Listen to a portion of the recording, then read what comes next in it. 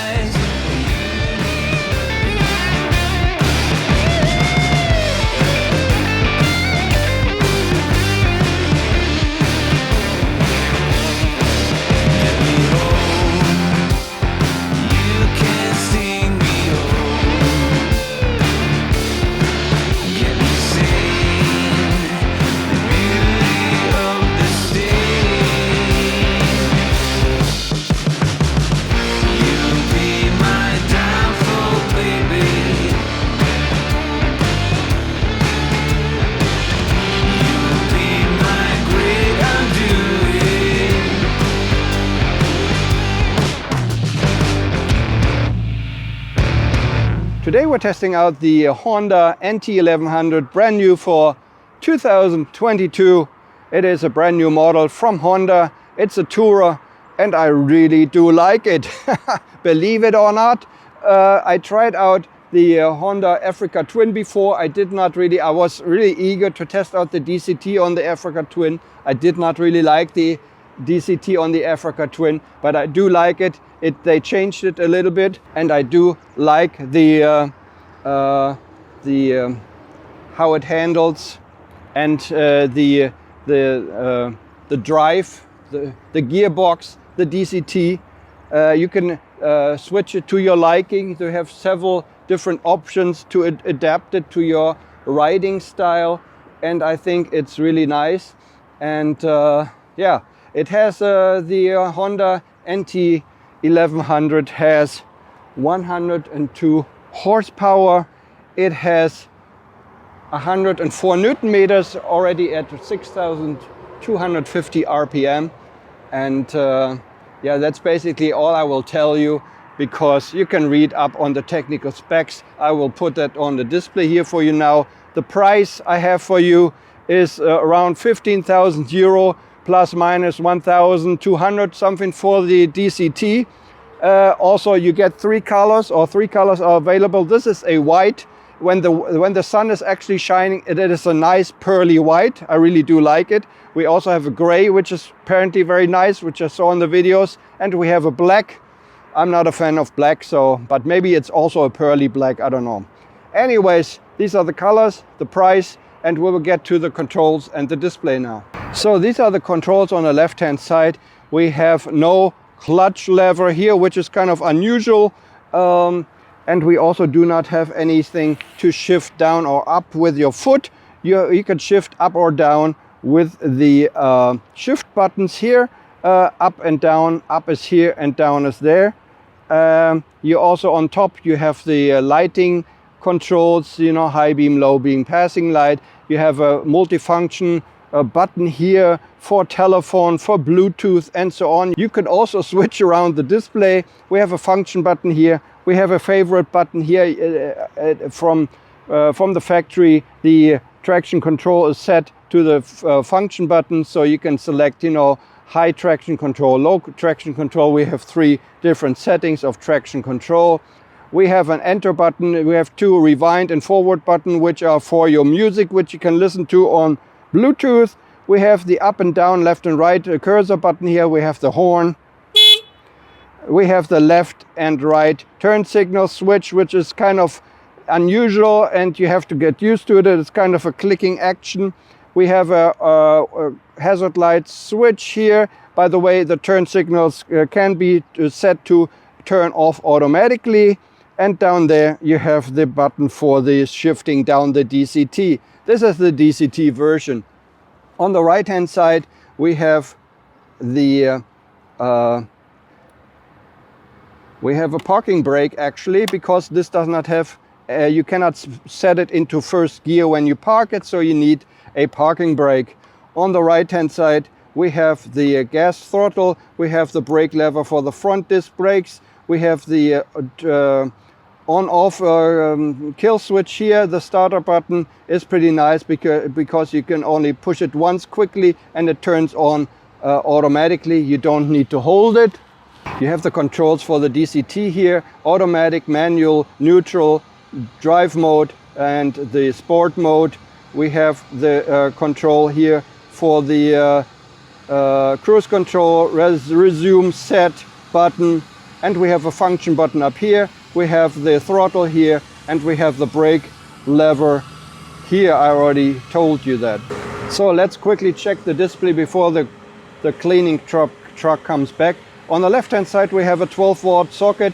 You can put your vacuum cleaner there. On the right hand side we have a USB connection there for if you want to connect Android Auto or Apple CarPlay. Down below we have the regular LC display with showing only your speed, your total mileage and your gear which you are in. Also all the controls, lights here for any, you know, what is going on with your bike. Up there we have a 6.5 TFT display. We have 5 different modes. So let's switch the modes here. I will push the up button here. We have tour mode, we have urban, we have rain, we have user 1 and user 2, and we have the tour mode. And we have 2 sub modes in these, or not mode but display modes, so you can show less information in these. Actually I don't know how to get into them. The dealer showed me. I forgot how to do this. Also in each mode we can show 4 different tabs here, and we have different information there. As you can see, I will press the right button now and you will see I go to tab number 2. So we have trip A information, trip B, but you can switch all this around. You could set it everything to your liking here. We have tab 3 and tab 4. We can change the traction control manually. At the moment, as I said, it is set to the favorite button, which is the star button. So I will go back to tab number 1 here. Also in the display you see the power of the engine, which at the moment is 1/3 of the full power. We also have engine brake, which is 2/3, and we have full traction control. We have the display of the fuel tank, coolant, temperature, gear. Yeah, and that's how it is.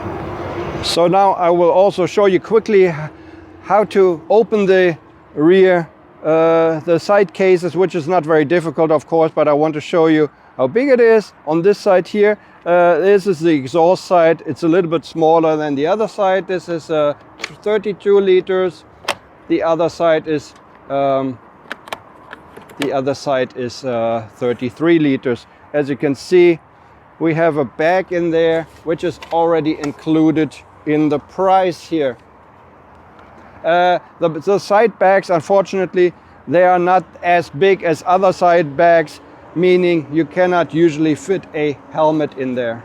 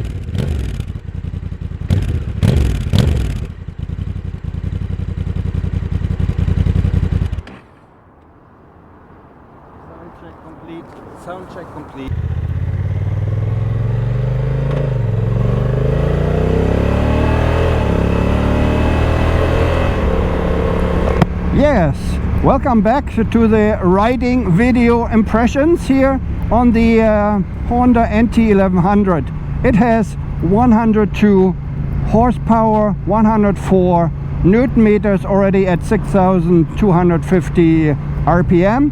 So it is a fairly low torquing engine, not low, low rev torquing engine, I would say. Let's watch out for the automatic change of the daytime running lights. We are now daytime running light turning on into the tunnel, the regular low beam, and back on to the daytime running light fairly quickly, as you can see. I like that. Also, what is fairly quickly, the automatic blinker. On some other bikes they stay on for 20 seconds or whatever, but this one is very, very quick in turning it off. Unfortunately, this does not have IMU, but I don't know how it does that. Apparently not by lean angle or so. I don't know how it does, maybe only by time. But I also do like these automatic functions which you have here on the new Honda NT1100. Yeah, so far I'm very, very happy with this Tourer. I do like it very much, and if I were in the market for one, but this is, you know, really, really expensive for me. So this one costs around 15,000 euro plus or minus a few hundreds, depending if you want to take it the manual transmission, or if you want to take the DCT. This one is a DCT version. I would always recommend the DCT version because it is really nice. It's really relaxed driving or riding, and it is a lot of pleasure. It's also very adjustable, actually. So we have a few different modes, like we can put it into drive mode, which is a bit for everyday cruising, I guess. You know, it switches quickly into the higher gears. This is a sport mode. It switches differently, and it has actually 3 levels in sport mode, so you can really adjust it to your liking there. We have 5 different riding modes. We have 3 programmed modes, which is rain, tour, and city, I think, or urban. And we have 2 user configurable riding modes. The traction control is adjustable in 3 positions. The power is also adjustable, you know, independently from the riding mode, I think. You know, you can also switch that around. You can customize that. We are now in the lowest power setting here, as you can see. And the engine brake you can also change. We're on 2/3 of the engine brake now, but you could also change that to full, more engine brake or less engine brake.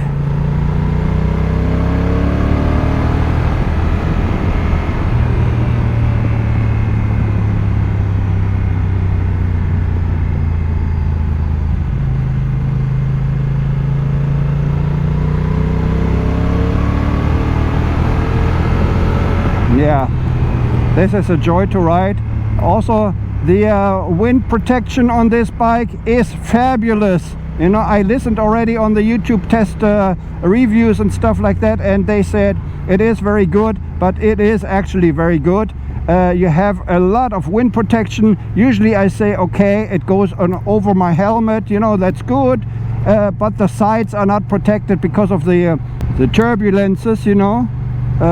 But everything is really well protected here. You also have these little winglets in the front, which also protect your hand a little bit, and so you're almost totally protected from the weather.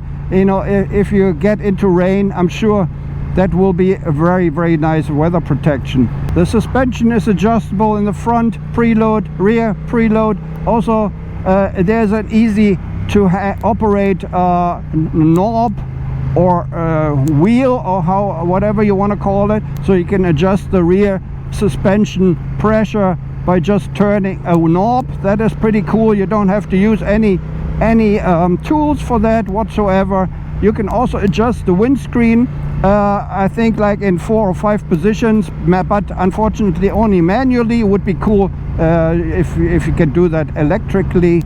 but it's fairly easy to do, but you need both hands and you should be standing still, you know. It is much safer to do it like that. I really don't have anything else to say. It is totally fully equipped, well, not fully, but pretty nicely equipped. The only thing that you need is a top box now, which costs about 500 or 600 euro extra. You already have the side cases there included already, and for touring, there off you go, you know, go to your adventures. You have a cruise control button, you have cruise control, which is very nice for your longer trips on the highway, freeway, whatever. You have 12-volt socket, USB socket for your navigation. You can put in, you can connect Apple CarPlay or Android Auto, also very nice.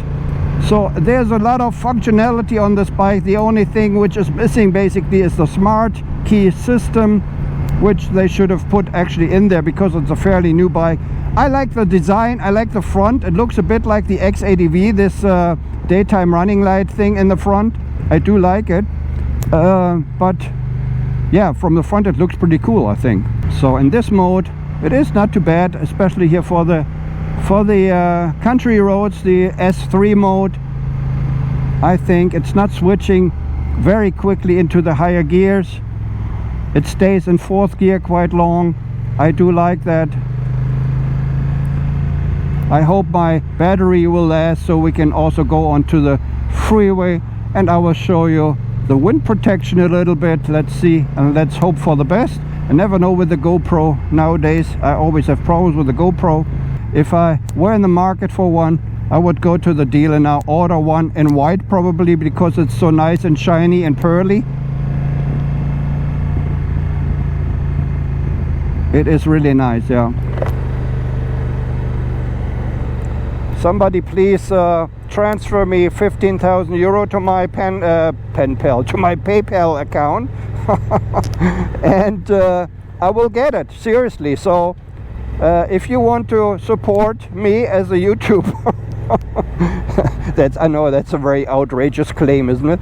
But no, please feel free and go to my PayPal account and transfer 15,000 euro so I can buy this and tell you more about this. You know, my everyday usage of the bike, how it feels, how it handles, from an owner's perspective, you know. So please feel free.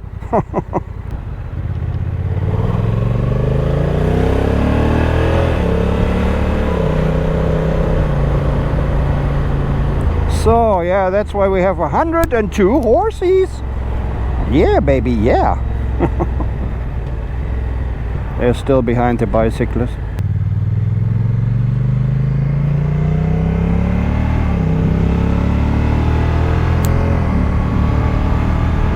So, finally on the highway.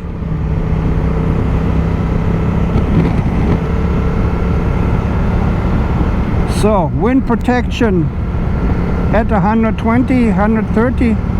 Yeah, almost nothing from the front, actually nothing. I can smoke my cigar here or prepare my easy meal or whatever.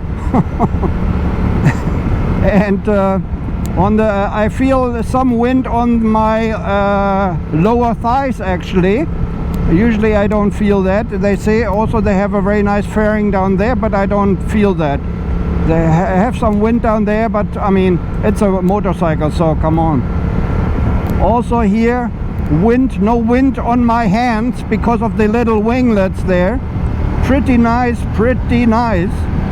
I do like it. It has very good weather protection. Yeah, at the hand. Oh, I'm already getting, and you're going pretty fast already.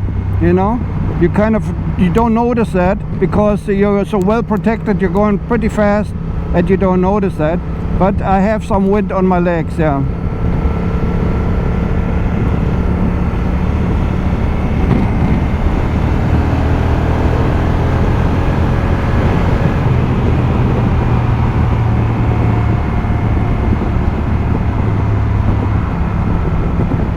So we have some slow moving traffic. If the battery is going to turn off pretty soon, I can say, to give you my verdict already, it is a very, very nice tourer. very nice bike, unfortunately not that cheap. So I cannot really be in the market for this one because it's really kind of out of my range at the moment, and it costs like a small car, you know, or maybe even a mid-sized car already. Yeah, very nice, very easy to handle here. The seat is kind of firm, like a Honda standard. There's also a different seat available, a more comfy seat I heard. And but this seat is not too bad actually. But I guess the other seat is a bit more cushioned and maybe even more comfortable than this one here.